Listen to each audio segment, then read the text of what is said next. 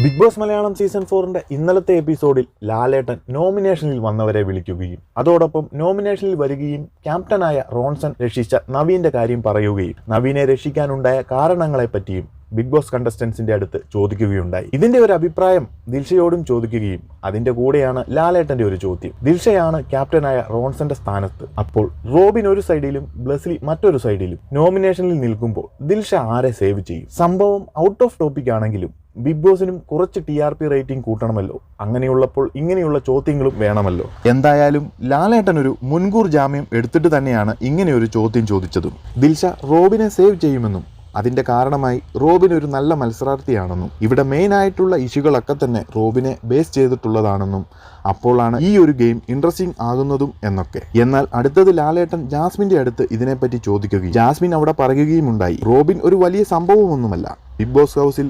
99.9% deity game കളിക്കുന്ന ഒരു വ്യക്തിയാണ് റോബിൻ.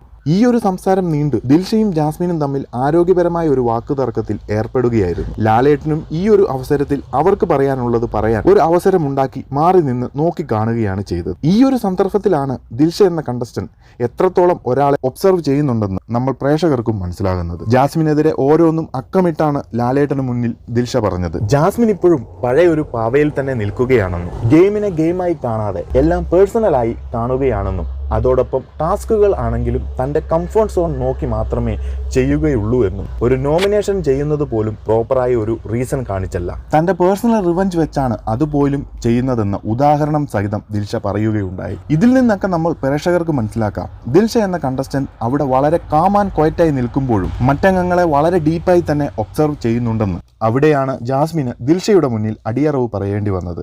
അതോടൊപ്പം ജാസ്മിന്റെ ഡബിൾ സ്റ്റാൻഡും ഒരു വ്യക്തിയോട് വൈരാഗ്യപൂർവ്വം പെരുമാറുന്നതും വളരെ കൃത്യമായി ദിൽഷ ചൂണ്ടിക്കാണിച്ചത്. അതുപോലെ തന്നെ ബ്ലസ്ലിയുടെ കാര്യം ആപ്പിൾ കഴിച്ചതുമായി ബന്ധപ്പെട്ട് നടന്ന പ്രശ്നങ്ങൾ നമ്മൾ പ്രേക്ഷകരെല്ലാം കണ്ടതാണ്. കുടുംബാംഗങ്ങൾ ഏതൊക്കെ രീതിയിലാണ് ബ്ലസ്ലിക്ക് നേരെ തിരിഞ്ഞത് എന്ന് ഈ ഒരു കാര്യം ലാലേട്ടൻ ചോദിക്കുമ്പോഴും ദിൽഷ വളരെ കൃത്യമായി പറയുന്നുണ്ട്. അവന്റെ ഭാഗത്തു ന്യായമുണ്ടെങ്കിലും അവനത് പറയാൻ പറ്റുന്നില്ല. മറ്റുള്ളവർ തലയിൽ കയറാൻ വരുമ്പോൾ കൃത്യമായി അതിന്റെ കാരണം പറഞ്ഞ് അവരെ ബോധ്യപ്പെടുത്താൻ കഴിയുന്നില്ല.